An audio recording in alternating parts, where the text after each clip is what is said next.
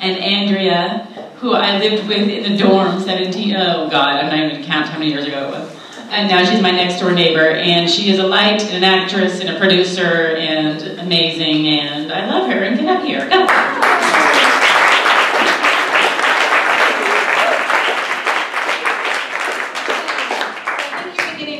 The level of community that exists within Santa Monica Rep.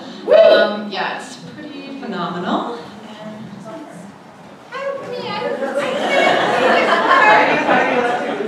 Sorry, we're too busy crying out there. So emotional, jeez Louises. Really, really, really good stuff. So I went to college with Rachel and Jen, which is awesome and hysterical. Okay. Okay. So, hi Deanna. Okay, so about 3 years ago, I had ankle surgery. And it's because I had a hole in my ankle bone, and so they took bone from my knee and they put it into my ankle, right? Like, that makes sense, that'll work. So, even before the surgery happened, I was clear that I was going to manifest my way into perfect healing and health, and I would envision myself feeling great and running up and down stairs easily and effortlessly like a gazelle, which I hadn't done in years because I was in so much pain from my ankle. So I have the surgery, the guy is amazing, it goes really well, and 8 months later, it's summer, and I am totally bummed about my miraculous healing, especially compared to the amount of manifesting that I've been doing. It's still giving me a lot of problems. So at the same time, an opportunity came up for me. My sister, who lived here in Santa Monica, needed a car. My dad in North Carolina had a Mustang convertible. So for whatever reason, I was able to fly to North Carolina and drive across country and drive the car back. And this was perfect for me, because not only was I bummed about the ankle situation, I was also, in general, having my very typical, like, where is my life, where's my career, where's my boyfriend, where's my this, kind of thing that I experience regularly.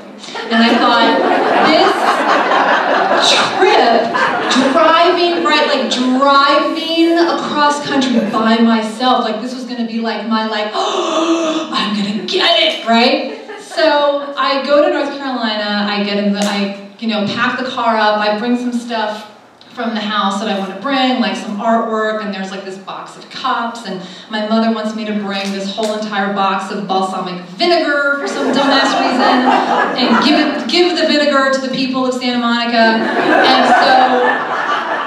my luggage, okay? And all of this is in my car, in this Mustang convertible. And, most importantly, this unbelievable amount of Louise Hay CDs. Okay? And my plan is, I'm just gonna freaking just like listen and do it like the whole way, like North Carolina to California, right? So I put the CDs in, I'm taking off, the top is down, it's hot as shit because it's, the South and it's summer, and I'm just like driving through like Arkansas and Tennessee and Texas, and I'm just saying things like, I love and know myself. My cells know exactly what to do to heal. I am in perfect alignment with the universe. All is well in my world. And I'm saying this like over and over again, and sometimes it sounds like that, and sometimes it's more like, like as I'm driving down the freeway, right? So this went on for like 4 days. And I finally get to New Mexico, to Albuquerque, and my dad has been like texting and emailing and calling me saying, go to Santa Fe, go to Santa Fe. And so even though it was out of the way, I was like, fine, I will go to Santa Fe. So I drive up to Santa Fe. So like I said, I've been driving for 4 days. I don't know if you've ever done that, but like I was by myself for 4 days manifesting like a freaking maniac, okay? So when I got to Santa Fe, like I was just like, I don't think that I can get back in the car. I'm just gonna have to live in Santa Fe. Like this is where I'm gonna live. This is it, this is where I live. And so this was basically my state when I was having breakfast at this funky little hotel, and I met this really cool Norwegian couple. And I was like, oh, what are you guys doing today? And they said the thing that I didn't even know I needed to hear. And they said, oh, we're going to the Georgia O'Keeffe Museum. And I was like, there is a Georgia O'Keeffe Museum, and it's right here in freaking Santa Fe? And they're like, yeah, it is. And I was like, oh, because I love Georgia O'Keeffe. And now I knew what I was doing in Santa Fe. And that the universe knew how much I loved Georgia O'Keeffe and had sent me here to go to her museum so that I could enjoy myself.